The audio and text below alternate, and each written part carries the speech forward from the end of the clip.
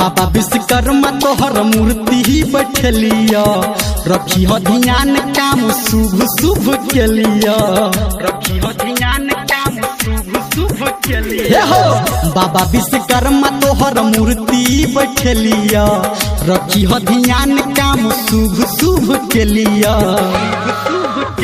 8 कट्ठा बेच के जमीन हो ले लिया ट्रैक्टर कीन हो, 8 कट्ठा बेच के जमीन हो ले लिया ट्रैक्टर कीन हो।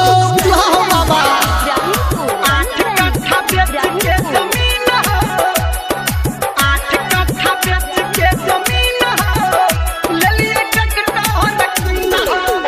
अभी आप सुन रहे हैं सावरिया म्यूजिक। ले लिया ट्रैक्टर कीन हो। हाँ दिलिए नगद किछु छैले किनलौने पे, भेज कस्टमर बाबा हमारा तू फोने पे, भेज कस्टमर बाबा हमारा तू फोने। हे हो दिलिए नगद किछु छैले किनलौने पे, भेज कस्टमर बाबा हमारा तू फोने पे, हमारा तू फोने पे।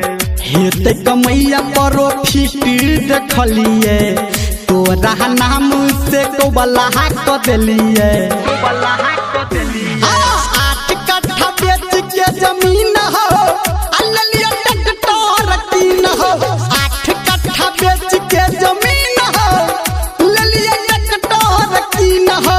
चलते हो 8 कट्ठा बेच के जमीन हो, 8 कट्ठा बेच के जमीन हो ले लिया ट्रैक्टर कीन हो, ले लिया ट्रैक्टर कीन हो।